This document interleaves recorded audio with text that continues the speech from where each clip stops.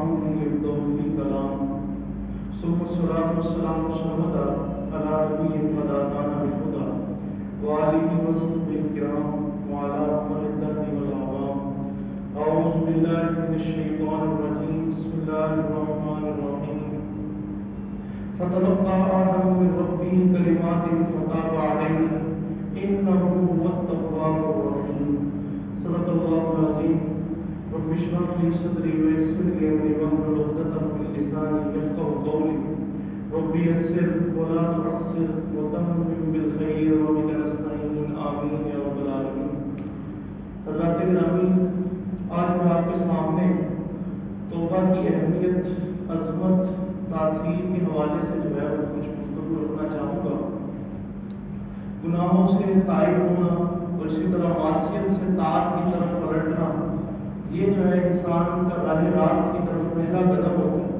اور جو شخص بھی یہ ارادہ کرے کہ وہ گناہوں سے جو ہے وہ پلٹے گا، اللہ کے راستے پر چلے گا، اللہ تعالیٰ کی اطاعت قبول کرے گا، اپنے عقائد کی اصلاح کرے گا، تو ایسے شخص کے لیے، ایسے جو طارق ہے، جو راستے کا عقد کرنے والا ہے، ایسے شخص کے لیے جو سب سے پہلا قدم ہے راہ راست کی طرف، وہ توبہ ہے. کہ توبہ کے ذریعے ہی جو ہے وہ انسان اللہ کی طرف رجوع کر سکتا ہے. تو اس لیے سب سے پہلے ہم یہ سمجھنے کی کوشش کریں گے کہ توبہ کہاں کسے جاتا ہے، توبہ کا مطلب کیا ہوتا ہے، اس کے لغوی اور اصطلاحی معنی کو سمجھنے کی کوشش کریں گے. لغوی معنی سے مراد جو اس کے ڈکشنری میننگ ہوتے ہیں کسی لفظ کی، تو لغت کے اعتبار سے اگر اس کا انالیسس کیا جائے، اس کا جائزہ لیا جائے لفظ توبہ کا، تو عربی میں جو بھی الفاظ ہوتے ہیں ان کا بنیادی طور پر کوئی نہ کوئی مادہ ضرور ہوتا ہے. کیا ہوتا ہے؟ اس کا ایک بیسک مادہ ہوتا ہے، اس کا روٹ ورڈ ہوتا ہے، جس کے ذریعے ہم اس کو عربی میں جو ہے وہ عربی ڈکشنری میں، قاموس میں تلاش کرتے ہیں اور اس کے معنی جو ہے وہ جاننے کی کوشش کرتے ہیں. تو لفظ توبہ کا اگر لغوی معنی دیکھا جائے تو اس کا جو مادہ بنتا ہے وہ تاب، جس کا مطلب ہوتا ہے کہ پلٹنا، اعتراف گناہ کرنا، ندامت، رجوع کرنا. یہ سارے معنی آپ کو جو ہے لفظ توبہ کے دیکھنے کو ملیں گے ڈکشنری کے اندر. اسی طرح اگر اس کے اصطلاحی معنی کی بات کی جائے تو اصطلاحی معنی وہ مراد ہوتے ہیں جو کہ کسی بھی فن کے جو کہہ لیں کہ ماہرین ہوتے ہیں وہ اس لفظ کے معنی جو ہے وہ طے کرتے ہیں. جیسے لفظ میٹر ہو، اگر اس کے آپ معنی دیکھیں فزکس میں کچھ اور ملیں گے، کیمسٹری میں کچھ اور ملیں گے. کیوں؟ کیونکہ فزکس کے جو ماہرین ہیں، جو بھی فزکس کے ماہرین ہیں، انہوں نے جو فلاسفہ ہیں انہوں نے فزکس میں اس کا معنی کچھ اور مراد لیا. لیکن وہی جہاں اس کی طرف برعکس اگر کیمسٹ کا دیکھا جائے تو انہوں نے لفظ میٹر کا معنی کچھ اور مراد. بالکل بیسک سی چیز ہے جو نویں 10ویں کلاس میں ہمیں پڑھائی جاتی ہے. اسی طرح جو لفظ توبہ کی اصطلاحی معنی کی بات کی جائے تو اس کے جو مفردات القرآن میں معنی بیان کیے گئے ہیں، شعراء افعال کتاب ہے، تو اس کے اندر بیان کرتے ہیں کہ ترک الذنب علی اجمل الوجوہ، کہ گناہ کو جو ہے وہ احسن طریقے سے چھوڑ دینا. اب یہ احسن طریقہ کیا ہے؟ اس کی توبہ کی مزید وضاحت ہمیں ملتی ہے. حضرت احیاء العلوم کے اندر امام جو ہے وہ غزالی رحمۃ اللہ علیہ بیان فرماتے ہیں کہ توبہ جو ہے وہ 3 چیزوں کا نام ہے.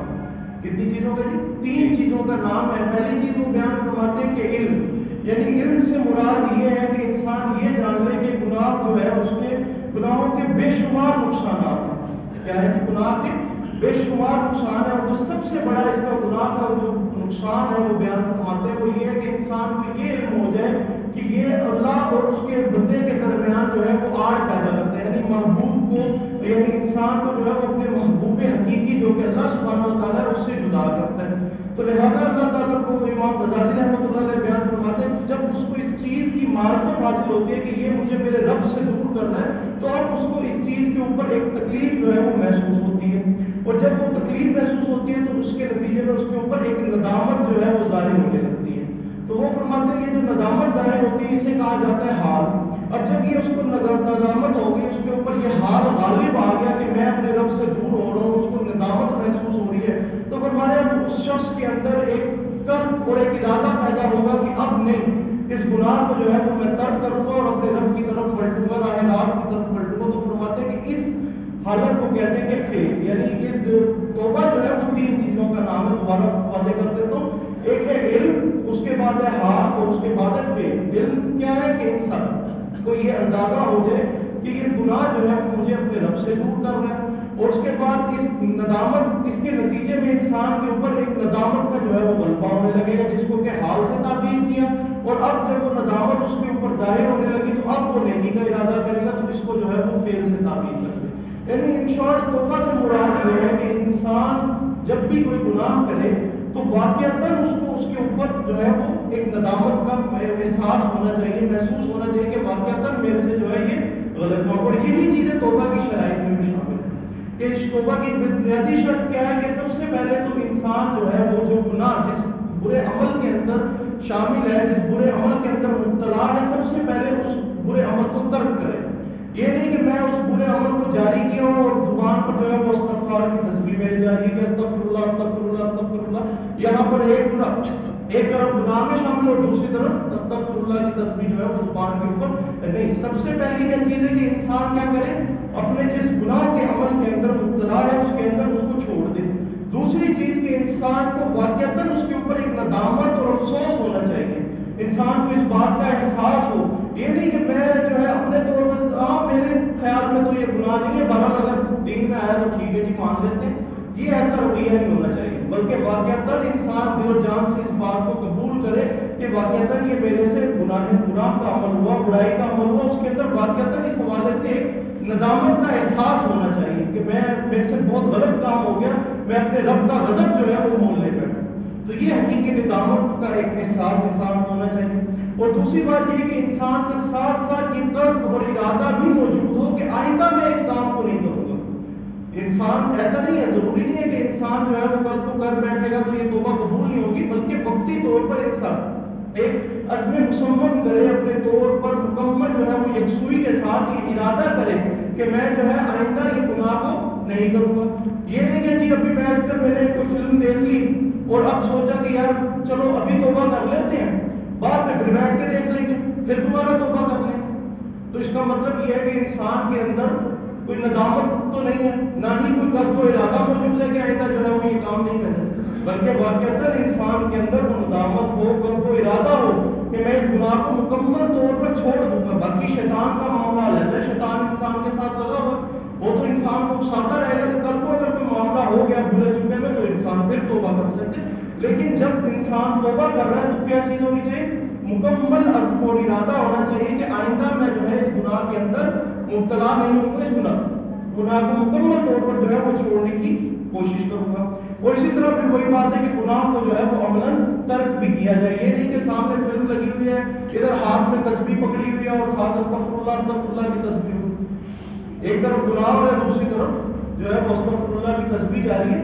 تو یہ بنیادی شرائط ہے جو کہ توبہ کے حوالے سے ہر وقت ذہن میں رہنی چاہیے کہ سب سے پہلی چیز کہ انسان کو واقعتاً ندامت ہو، حقیقی افسوس ہو کہ جی میرے سے غلط کام سرزد ہو گیا. دوسری بات کہ انسان آئندہ جو ہے وہ گناہ نہ کرنے کا عہد کرے، قصد کرے، ارادہ کرے، اس میں مصمم کرے اور واقعتاً نیت کے ساتھ کرے کہ میں آئندہ اس گناہ کو جو ہے وہ یہ سرزد نہیں ہونے دوں گا. اسی طرح گناہ کو جو ہے وہ پھر عملاً ترک بھی کیا جائے. یہ جو ہے توبہ کی بنیادی شرائط ہے جو کہ بیان کی جاتی ہے. اس کے بعد اگر ایک لفظ جس طرح میں بار بار استعمال کروں توبہ اور استغفار، اس کے اندر بھی بعض لوگ جو ہے وہ کہہ لیں کہ خلط ملط کیا جاتا ہے اس کے مفہوم کو. تو یہ بات بھی ویسے رہنی چاہیے کہ یہ دونوں الفاظ جب کہیں بھی اگر اکٹھے استعمال ہوں گے تو یہ بات ذہن میں رہنی چاہیے کہ ان کے معنی جدا جدا ہوں گے. لیکن جہاں بھی اگر یہ علیحدہ استعمال کیے جائیں تو اس کو ایک دوسرے کے مترادف کے طور پر بھی استعمال کیا جا سکتا ہے. بہت سے جو ہے وہ مثالیں قرآن مجید کے اندر اسی طرح حدیث مبارکہ میں اس طرح کی موجود ہے، جیسے نبی اور رسول کا مفہوم ایک دوسرے کے مترادف کے طور پہ بھی ہم استعمال کرتے ہیں دین کے اندر، اسی طرح جو ہے اس کے اپنے اپنے جدا معنی بھی موجود ہے. تو یہ بات معلوم ہونی چاہیے کہ استغفار جو ہے وہ توبہ کا ایک جز تو ہے، لیکن یہ معمول کرنا کہ استغفار مکمل توبہ ہے یہ درست ہے. استغفار کا مطلب کیا ہوتا ہے کہ غفر جو مطلب ہوتا ہے اس کا جو بنیادی مادہ ہے اگر اس کو دیکھا جائے تو اس کا مطلب ہوتا ہے کسی چیز کو ڈھانپ لینا. تو استغفار کا معنی کیا ہوا کہ اللہ تعالیٰ سے اپنے گناہوں کو ڈھانپنے کی طلب کرنا، مانگنا کہ اللہ ہمارے گناہوں کو معاف کر دے. یعنی اللہ تعالیٰ سے جو گناہوں کی بخشش کا معاملہ ہے، گناہوں کو چھپانے کا معاملہ ہے، یہ چیز طلب کرنا جو ہے وہ استغفار ہے. اب اسی طرح دیکھا جائے جو توبہ کا میں نے معنی بیان کیا کہ انسان چھوڑے، تو توبہ کے اندر استغفار شامل ہے، لیکن استغفار مکمل توبہ نہیں ہے. مکمل توبہ کے لیے تو وہی بات شرائط ذہن میں رہنی چاہیے کہ انسان کے اندر ندامت موجود ہو، قصد و ارادہ ہو کہ آئندہ جو ہے میں یہ گناہ کا کام نہیں کروں گا. تو یہ استغفار بھی کرنا ہے ہم نے ساتھ ساتھ اور توبہ بھی کرنی ہے کہ اللہ تعالیٰ سے معافی بھی مانگیں کہ اللہ یہ جو گناہ سرزد ہو گیا، لہذا آپ اس گناہ کو جو ہے وہ معاف کر دیجئے، اس کو لوگوں کی نظروں سے پوشیدہ کر دیجئے تاکہ میرے عیب جو ہے وہ لوگوں پر واضح نہ ہو سکے۔ اب بات کرتے ہیں توبہ کی اہمیت کے حوالے سے۔ دیکھیں توبہ کی دین کے اندر بہت زیادہ اہمیت جو ہے وہ بیان کی گئی ہے، کیوں؟ کیونکہ انسان کا معاملہ کیا ہے، انسان جو ہے وہ کمزور پیدا کیا گیا۔ اسی چیز کو اللہ تعالیٰ نے سورہ نساء کی آیت نمبر 28 میں بھی واضح فرمایا کہ یرید اللہ ان یخفف عنکم وخلق الانسان ضعیفا، کہ اللہ تعالیٰ چاہتا ہے کہ تمہارے ساتھ آسانی کا معاملہ کرے کیونکہ انسان جو ہے وہ کمزور پیدا کیا گیا۔ یعنی انسان کو حدیث مبارکہ اگر ہمارے پیش نظر رہے کہ انسان کے اندر تو کمی کوتاہی رہے گی، کیوں؟ کیونکہ نبی اکرم صلی اللہ علیہ وسلم نے فرمایا کہ انسان کے شیطان جو ہے وہ انسان کے دل پر تھوتنی لگا کر بیٹھا ہے اور مسلسل جو ہے وہ وسوسہ اندازی کرتا رہتا ہے تاکہ کسی بھی لمحے جو ہے یہ اللہ تعالیٰ کے گناہ اور نافرمانی کے عمل میں جو ہے وہ مبتلا ہو سکے۔ اسی طرح ایک حدیث مبارکہ میں آیا فرمایا کہ شیطان انسان کی رگوں میں ایسے گردش کرتا ہے جیسے خون گردش کرتا ہے۔ شیطان تو انسان کے ساتھ ہر وقت لگا ہوا ہے اور اللہ تعالیٰ نے بھی فرما دیا انسان جو ہے وہ کمزور پیدا کیا گیا، اس کے اندر کچھ بشری کمزوریاں رکھی گئی ہیں، تو لہٰذا اس کا نتیجہ یہ لازمی نکلے گا کہ انسان جو ہے وہ گناہ میں مبتلا ہوگا، وہ چاہے اپنے جان بوجھ کر ہو یا چاہے جو ہے وہ کسی نسیان کا معاملہ ہو یا جو ہے وہ کمزوری کی وجہ سے جو ہے وہ انسان جو ہے بعض کا کوشش کر رہا ہوتا ہے انسان اپنے طور پر کہ گناہ میں مبتلا نہ ہو، لیکن بالآخر جو ہے وہ اپنے نفس سے یہ جنگ ہار جاتا ہے تو انسان بالآخر کوئی نہ کوئی گناہ جو ہے وہ سرزد کر بیٹھتا ہے، کبھی بوکھلاہٹ میں بھی یہ معاملہ ہو جاتا ہے۔ تو اس حوالے سے یہ بات ذہن میں رہنی چاہیے کہ یہ کوئی مسئلے کی بات نہیں ہے گناہ کا ہو جانا، گناہ کا ہو جانا کوئی مسئلے کی بات نہیں ہے، لیکن اصل امتحان گناہ ہونے کے بعد شروع ہوتا ہے کہ اب گناہ ہو جانے کے بعد انسان کون سا طرز عمل اپناتا ہے، کیا روش ہے جو کہ انسان اپناتا ہے۔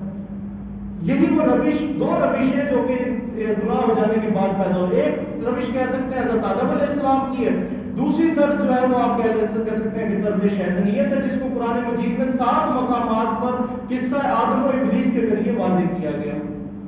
طرز آدمیت کیا تھی جس کے بارے میں اللہ تعالیٰ نے بیان فرمایا، تو اس حوالے سے سورہ اعراف میں اللہ تعالیٰ بیان فرماتے ہیں کہ قال ربنا ظلمنا انفسنا وان لم تغفر لنا وترحمنا لنكونن من الخاسرین، کہ جب حضرت آدم علیہ السلام سے وہ حکم کے معاملے میں ذرا کوتاہی ہوئی کہ اللہ تعالیٰ نے جب بیان فرمایا کہ آپ اس مخصوص جو ہے وہ حل کے نزدیک مت جائیے گا، اس لیے آپ کو ممنوع کرا دو، شیطان نے بہرحال جو بھی اس کی تفصیل ہے حدیث مبارکہ میں آئی ہے کہ وہ جو ہے وہ بھولے چکے سے حضرت آدم علیہ السلام نے وہ پھل کھا لیا، تو اس کے نتیجے میں اللہ تعالیٰ نے وہ کما ہوا اور حضرت آدم علیہ السلام کو زمین پر بھیج دیا۔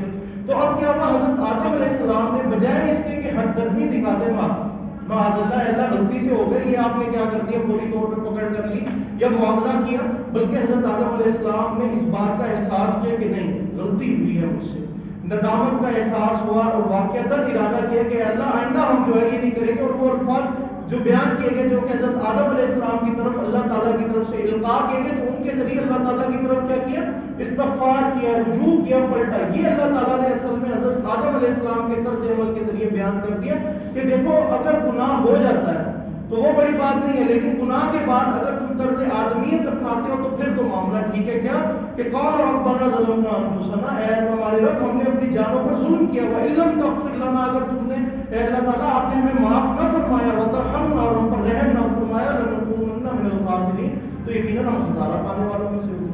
اور دوسری طرف طرز شیطانیت کو بھی واضح فرما دی کہ طرز شیطانیت کیا تھی کہ جب اللہ تعالیٰ نے جو ہے وہ حکم دیا کہ وَإِذْ قُلْنَا لِلْمَلَائِكَةِ اسْجُدُوا لِآدَمَ، تو جب ہم نے حکم دیا ملائکہ کو کہ آدم علیہ السلام کو جو ہے سجدہ کرو، تو اللہ تعالیٰ فرماتے ہیں فَسَجَدُوا إِلَّا إِبْلِيسَ، تو سجدہ کیا ابلیس کے علاوہ، کیوں؟ ابا واستكبر، کہ اس نے جو ہے وہ اکڑایا اور اس نے تکبر کیا، وَكَانَ مِنَ الْكَافِرِينَ، اور وہ تھا ہی کافروں میں سے۔ یعنی یہ ہے جو کہ اللہ تعالیٰ کی نظر میں مذموم طرز عمل ہے گناہ کے سرزد ہو جانے کے بعد، کہ انسان جو ہے بجائے اس کے تکبر کرے، اکڑے، اور تکبر کا معاملہ تو بہت شدید مذمت کی گئی ہے اس کی حدیث مبارکہ میں۔ اللہ تعالیٰ فرماتے ہیں، حدیث قدسی ہے کہ الکبر ردائی، کہ کبر جو ہے، یہ تکبر جو ہے یہ میری چادر ہے۔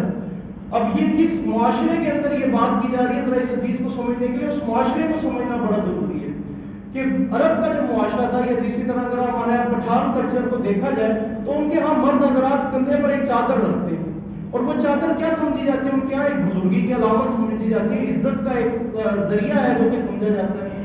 تو جس کسی نے کسی شخص کی اگر کندھے سے وہ چادر کھینچی، گویا اس نے کیا کیا؟ اس کو للکارا ہے، اس کی عزت دری کرنے کی کوشش کی ہے. تو اللہ تعالیٰ بھی یہی بیان فرما رہے ہیں کہ یہ تکبر جو ہے یہ اللہ تعالیٰ کی چادر ہے.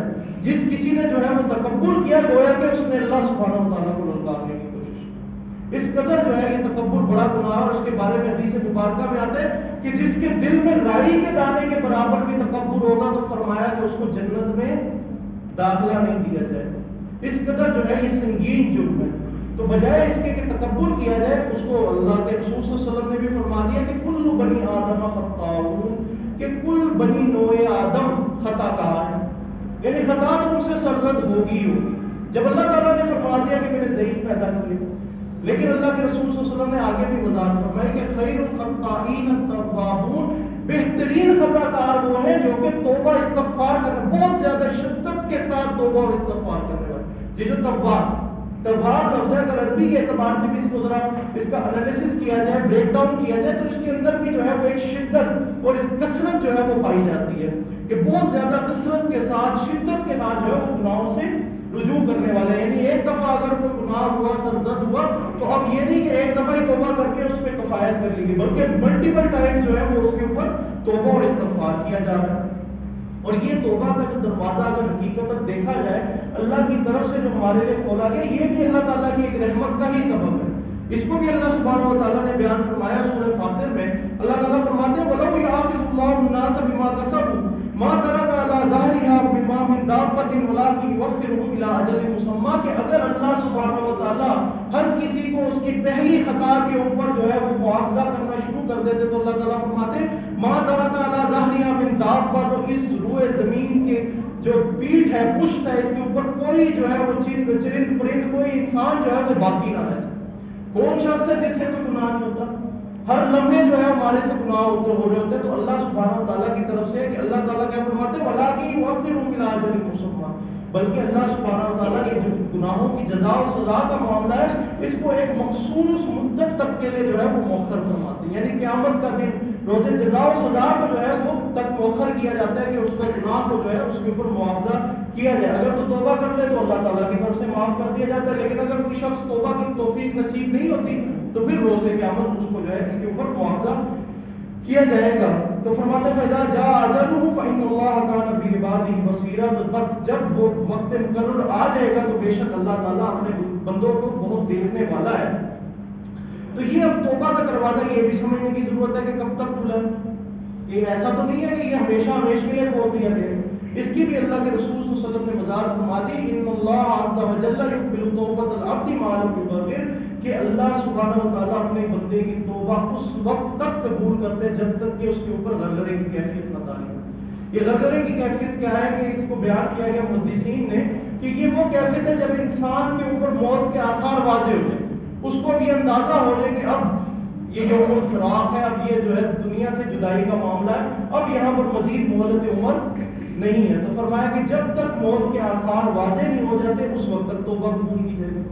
اب کس بندے کے پاس، کس شخص کے پاس یہ گارنٹی ہے، یہ سرٹیفکیٹ ہے کہ جن میں فلاں عمر میں موت آئے گی؟ ذرا ہم اپنے معاشرے میں اگر غور کریں، اپنے ارد گرد غور کریں، کیا ہم نے نومولود بچوں کے جنازے نہیں اٹھائے؟ کیا ہم نے نوجوانوں کے جنازے نہیں اٹھائے؟ کیا ہم نے کبھی اپنی زندگی میں کسی ادھیڑ ہوا شخص کا جنازہ نہیں پڑھا؟ کیا ہم نے اپنی زندگی میں کبھی کسی بزرگ کا جنازہ نہیں پڑھا؟ کیا کوئی شخص یہ کہہ سکتا ہے کہ یہ بچہ اب اس دنیا میں آیا تو 60 سال کا ہوگا تو ہی مرے گا؟ زندگی اور موت کی گارنٹی کسی کے پاس بھی؟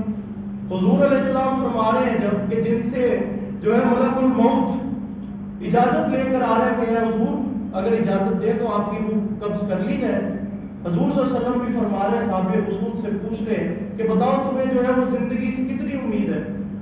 تو صحابہ رسول فرما رہے ہیں اللہ کے رسول مجھے تو یہ بھی امید نہیں میں کل کا سورج دیکھ سکوں گا یا نہیں. حضور فرما رہے ہیں اتنی لمبی یعنی تمہیں اتنی گارنٹی بھی ہے کہ تم کوئی 10-12 گھنٹے زندہ رہو گے؟ حضور فرما رہے ہیں مجھے تو اس چیز کا بھی جو ہے وہ معلوم نہیں کہ یہ جو سانس اندر لیا یہ باہر نکال سکوں گا یا نہیں. ہے کسی کے پاس اتنی گارنٹی؟ تو اب معاملہ کیا ہونا چاہیے؟ پھر وہی بات مسئلہ تو وہی کھڑا ہے کہ گناہ تو سرزد ہوگا، تو اب طرز عمل کیا اپنانا ہے؟ تو اس حوالے سے حضور علیہ السلام کا طرز عمل بیان کیا جاتا ہے۔ حضرت ابو ہریرہ رضی اللہ عنہ فرماتے ہیں کہ رسول اللہ صلی اللہ علیہ وسلم نے فرمایا واللہ انی لا استغفر اللہ واتوب الیہ فی اليوم اکثر من 70 مرہ، بخاری شریف کی روایت ہے کہ اللہ کے رسول فرماتے ہیں کہ اللہ کی قسم بے شک میں اللہ تعالیٰ سے استغفار اور توبہ ایک دن میں 70 مرتبہ سے بھی زائد کرتا ہوں۔ اور یہ 70 کا جو عدد ہے نا عربی کے اندر، اگر آپ محدثین کرام کو پڑھیں تو وہ بیان فرماتے ہیں کہ یہ صرف کثرت کے لیے بیان کیا جاتا ہے، یعنی یہ تعین کے ساتھ ہی بتا دیا گیا کہ اللہ کے رسول دن میں 70 مرتبہ ہی کرتے ہیں، بلکہ یہ کثرت کے ساتھ جس طرح یعنی 75 دفعہ میں انہوں سمجھایا ہے۔ کس لیے کہا جاتا ہے کہ بھائی میں نے اس کو لاتعداد مرتبہ سمجھایا لیکن اس کو سمجھ نہیں، یہی اللہ تعالیٰ کے رسول بیان فرمائے کہ میں لاتعداد مرتبہ اللہ تعالیٰ سے توبہ اور استغفار کروں۔ اللہ کے حضور اگر اللہ تعالیٰ سے اس قدر کثرت کے ساتھ توبہ اور استغفار کر رہے ہیں تو میرا کیا مقام ہوگا؟ مجھے کتنی مرتبہ کرنی چاہیے؟ یہ تو اللہ کے حضور فرما رہے ہیں، اسی طرح صحابہ کا بھی سنیے۔ حضرت عبداللہ بن عمر رضی اللہ عنہ فرماتے ہیں ان كنا لنعيد لرسول الله صلى الله عليه وسلم في المجلس يقول رب اغفر لي وتب علي انك انت التواب الغفور 100 مرہ۔ حضرت عبداللہ بن عمر رضی اللہ عنہ فرماتے ہیں کہ اگر ہم حضور صلی اللہ علیہ وسلم کو یہ دعا یعنی رب اغفر لي وتب علي انك انت التواب الغفور کہ یہ جو استغفار کی جو دعا ہے یہ کرنا کاؤنٹ کریں تو ایک مجلس میں 100 مرتبہ سے بھی زائد مرتبہ نبی اکرم صلی اللہ علیہ وسلم اللہ سے استغفار کیا۔ یہ ایک مجلس کی بات ہو رہی ہے، یہ پورے دن کا معاملہ نہیں بیان کیا جا رہا۔ 100 مرتبہ حضور صلی اللہ علیہ وسلم ایک مجلس میں اللہ تعالیٰ سے توبہ اور استغفار کر رہے ہیں۔ تو یہ ہے توبہ کی اہمیت جو کہ بیان کرنا ضروری تھا کہ انسان سے گناہ سرزد ہوں گے، لیکن اصل ہم نے کیا اپنانا ہے کہ طرز آدمیت کو اپنانا ہے کہ بجائے اس کے کہ ہم گناہ کے اوپر اکڑیں، اس کے اوپر تکبر کریں، بلکہ اللہ تعالیٰ کی طرف رجوع کریں اور توبہ اور استغفار کو کثرت کے ساتھ اپنے معمول کے اندر شامل کرنے کی کوشش کریں، کیونکہ کسی کی زندگی کا کوئی بھروسہ نہیں، ایک لمحے کا بھروسہ نہیں، ایک سیکنڈ بھی بہت بڑی، ایک مائکرو سیکنڈ کا اعتبار نہیں کہ میں یہاں سے اٹھ سکوں گا یا نہیں۔ اٹھنے کا معاملہ تو پھر دور کا ہو گیا، پھر اس کا مطلب ہے ہم نے 20 منٹ کی ضمانت لے لی۔ وہی حضور صلی اللہ علیہ وسلم کے الفاظ کے مفہوم تو یہ تو سانس جو اندر گیا یہ باہر آئے گا بھی یا نہیں، اس کی بھی ضمانت نہیں۔ تو ہمارے تو سانس کے ساتھ ساتھ جو ہے اللہ تعالیٰ سے توبہ اور استغفار اور ندامت کا معاملہ ہونا چاہیے، اور یہی توبہ اور استغفار آج ہمیں انفرادی سطح پر تو کرنے کی ضرورت ہے ہی ہے، لیکن اجتماعی سطح پر بھی کرنے کی ضرورت ہے۔ آج اجتماعی سطح پر ذرا دیکھیں ہم کتنے گناہوں کے اندر مبتلا ہیں۔ یہ ابھی ہمارے سامنے ہے جو معاشرتی سطح پر معاشرے کے کہہ لیں کہ استحصال کا، اس کے بگاڑ کا، اس کو خراب کرنے کے حوالے سے یہ جو LGBT کا معاملہ اور ٹرانسجنڈر ایکٹ جو ہے وہ منظور کیا گیا، اگر اس کے اوپر ہم مسلمان جو ہے وہ غیرت کو کہیں بیچ کر آ کر خاموش بیٹھے تو اس کا مطلب یہ ہے کہ ہم اگر برائی کے اوپر خاموش ہیں تو رضا بالبرائی کا ہی معاملہ ہے نا، یہ رضا بالخطا کا ہی معاملہ ہے نا، یعنی یہ مجرمانہ خاموشی ہے کہ آج مسلمانوں کے ملک کے اندر ایک ایسا خلاف شریعت سب قسم کا قانون کہ جس کے اوپر پچھلی امتوں کو تباہ و برباد کر دیا گیا، نیست و نابود کر دیا گیا، اور مسلمان اس کے اوپر خاموش۔ معذرت کے ساتھ ذرا سخت الفاظ استعمال کروں گا، کیا ہم نے دین کے بدلے اپنی غیرت کا سودا کر لیا، اپنی غیرت بیچ ڈالی؟ ذرا یہ ٹرانسجنڈر اور LGBT اور یہ جو سارے معاملات ہیں اس کے ذرا یورپ کے اندر اثرات تو دیکھیں کیا اثرات پیدا ہو رہے ہیں۔ ذرا اس کو لائٹ سی ایک مثال سے سمجھانا چاہوں گا۔ مثال کے طور پر اگر کوئی مرد اٹھے اور کہے کہ میں عورت ہوں اور جا کر خواتین کے کالج کے اندر جو ہے وہ ایڈمیشن لے لے، پھر اس کے نتیجے میں کیا برائیاں سرزد پائیں گی۔ اسی طرح امریکہ کی ایک مثال ہے کہ ایک جو ہے وہ مجرم جو کہ زنا کا مجرم تھا، اس کو پکڑا گیا، اس نے اپنے آپ کو مرد سے عورت ڈکلیئر کیا ہوا تھا، اس کو جب عورتوں کی جیل میں ڈالا گیا تو پتہ لگا وہاں جا کے اس نے 2 اور عورتوں کے ساتھ زنا کر دیا۔ اس کے ذرا کبھی اس قانون کے دور رس جو نتائج نکلنے والے ذرا اس کے اوپر سوچیے گا کہ معاشرتی سطح پر کیا جو ہے وہ وبال جو ہے ہم اپنے سر مول لینے جا رہے ہیں، اور اس کے اوپر خاموشی کرنا۔ سب سے پہلے تو یہ 75 سالوں سے جو ملک ہم نے حاصل کر رکھا ہے، اور اس ملک کو کس عہد پر حاصل کیا تھا ہم نے؟ لا الہ الا اللہ کے نعرے پر کہ کوئی معبود نہیں سوائے اللہ کے، یعنی اس ملک کے اندر کوئی بھی جو ہے وہ قانون سازی کس کے خلاف نہیں کی جائے گی؟ قرآن و سنت کے۔ اور کیا 75 سالوں سے ہم کو کر رہے ہیں اس کے حوالے سے کوشش کی جا رہی ہے؟ یہ جو ہم قومی سطح کے اوپر ایک گناہ کے اندر مبتلا ہیں تو کیا اس سے توبہ کرنا ضروری نہیں؟ اس سے بھی ہمیں چاہیے کہ توبہ کرے، اور واقعتاً اگر ہمارے اندر ندامت ہے تو اس حوالے سے کوششیں کی جائیں کہ اس ملک کے اندر جو بھی خلاف سنت قرآن جو ہے قانون سازی کی جائے تو اس کے خلاف آواز اٹھائی جائے، اپنی غیرت کا جو ہے وہ ہم ثبوت دیں اللہ تعالیٰ کو، اللہ واقعتاً ہمارے اندر یہ جو ہے غیرت موجود ہے کہ دین کے خلاف کوئی کیسے بھی جو ہے وہ نظریں اٹھا کر دیکھ سکتا ہے۔ تو یہ مختصراً جو ہے وہ چند گزارشات آپ کے سامنے رکھنی تھی۔ اللہ سبحانہ و تعالیٰ سے دعا ہے کہ جو کچھ بھی یہاں پر سنا سمجھا اللہ تعالیٰ اس پر عمل کرنے کی توفیق عطا فرمائے۔